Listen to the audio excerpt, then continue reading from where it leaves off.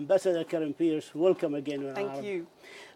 I think we have to start with saying that congratulations are in order for the United Kingdom, for its supporters within the OPCW, and in particularly for UK OPCW Ambassador Peter Wilson, for the success that you had with the support of more than two-thirds majority in the OPCW to create a mechanism that mandated not only to find out if a chemical weapon happened or not, but also to determine the culprits behind the use of chemical weapon against civilians.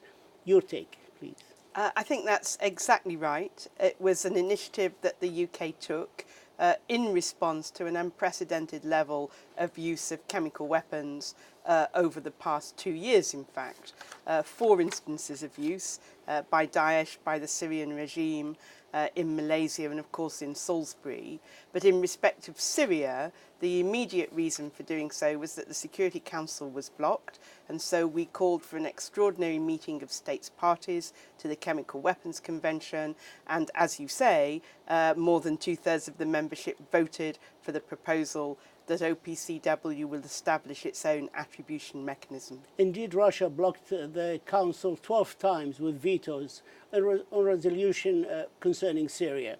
And now 6 of them actually has to do with chemical weapons. Now that we have this mechanism, will the OPCW go ahead and start determining who is responsible, for example, for the attack on the 24th and 25th of March last year, which is confirmed now. On the first one, sarin was used, and the second one, chlorine was used. Yes, the Director General who heads the OPCW will now put a team together using the OPCW's established experts, and we hope they will be able to do that expeditiously and begin their work.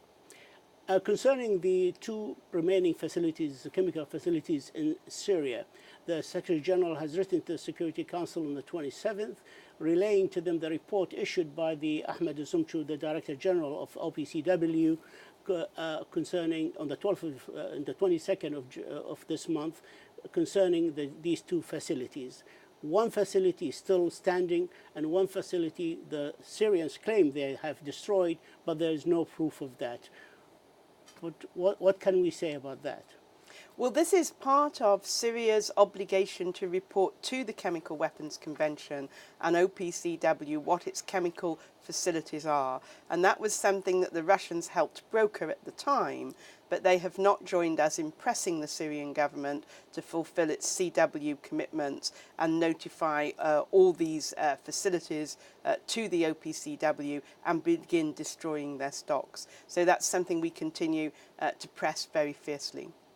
Concerning what's happening in Daraa in the south of Syria now, and there's more than 120,000 refugees and internally displaced people leaving the area.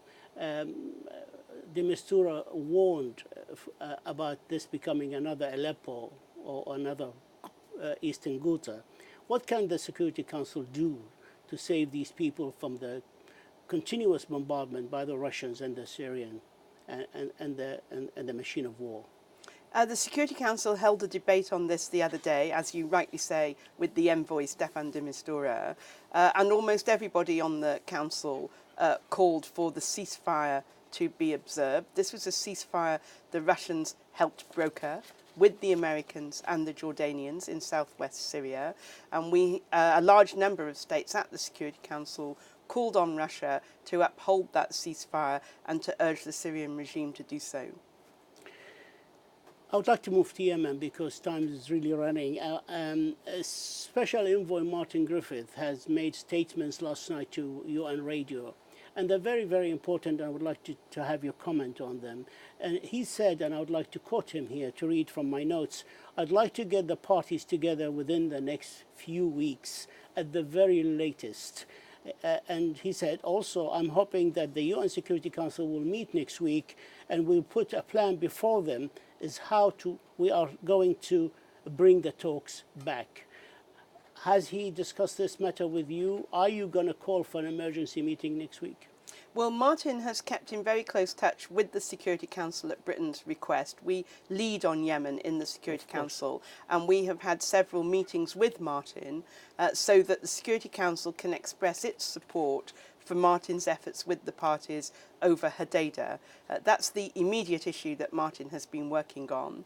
But the wider issue, the Yemeni political process, has also obviously been his main concern before Hodeidah, and this sounds like he's made some interesting progress. So we will have another meeting with Martin next week. He usually briefs us by video, so he doesn't have to leave the region. And the Security Council, I am sure, will want to support the Special Envoy and urge the parties to work with him to get a political process underway. But in these statements that he made to you on radio, he's talking about the wider, the face-to-face talks, direct talks between the Yemeni parties with the sponsorship of the United Nations and facilitation of the United Nations. He's not speaking about Hodeidah in this statement.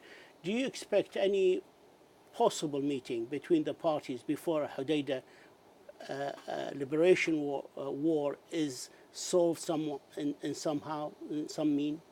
Well, I haven't had the latest from Martin in the last 24 hours, so I don't want to make a comment on whether something will happen or it won't happen, because I'm just not as up-to-date as Martin is. But you would agree that Hodeidah has to be dealt with first? I agree that Hodeidah has to be dealt with. It may well be that there is some link between dealing with Hodeidah and dealing with the wider political process. So we will wait to hear what Martin has to tell the Council on that. The Yemeni officials are telling us that the Houthis' offer to Martin Griffiths, which he transferred to President Hadi of Yemen, offers supervision or to hand over the port of Hodeidah to the United Nations to administrate it, but they haven't offered to withdraw from Hodeidah city or from other areas. Do you think there's a possibility? Because Hadi has already spoken and he said that he wants complete withdrawal to solve this knot. Well, we certainly hope so, but we know that it is very difficult for all the reasons you say. Martin has been working tirelessly to try and bring the parties together on this and get a solution.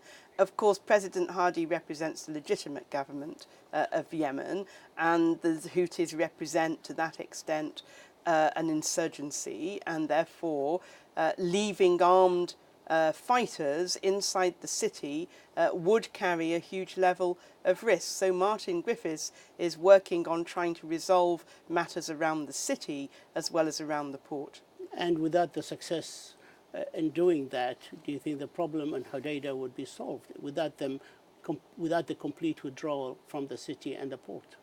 Well, I haven't seen the situation on the ground, so operationally I don't really want to give a judgment on that, but I think it would be very difficult for the port to remain protected if armed fighters were still armed in the city. But I don't want to preempt Martin because he's the one brokering this on the ground. What I will say is it's vital the port remains open because humanitarian and commercial supplies for a huge number of Yemeni citizens come through Hodeidah and Salif.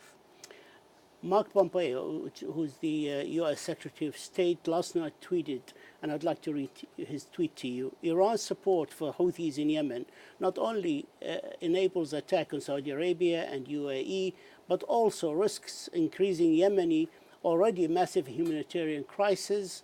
Ayatollah Khamenei must be held accountable for destabilizing the Gulf security, prolonging suffering of the Yemeni people. Do you agree with the letter or the spirit of this statement? Yes, I think we have long known that Iran is backing the Houthis and that is one of the major problems with the Yemeni crisis. There was a report in the Security Council from the Secretary General about Iran's supply of missiles and technology to the Houthis. These are used against Saudi Arabia and the United Arab Emirates, and we have been very strong in condemning not only the supply, but also the attacks that the Houthis have launched on Saudi and Emirati civilian targets. That's wholly unacceptable. And of course, the Saudis and Emiratis have security concerns and they must protect their own security. But we have also said to the UN that we think we should have an effort so that Iran leaves Yemen and leaves supplying the Houthis. The time has caught up with us. I'd like, before we end, to congratulate you on the honor bestowed upon you by the Queen Elizabeth Oh, that's very the kind. Second, and awarding you Distinguished Order of St. Michael and St. George. Congratulations, and thank you so much for always being available to Al-Arabiya, and wish you all the very best of luck. Thank you very much. It's a you, real Ambassador. pleasure. Thank you. Thank you.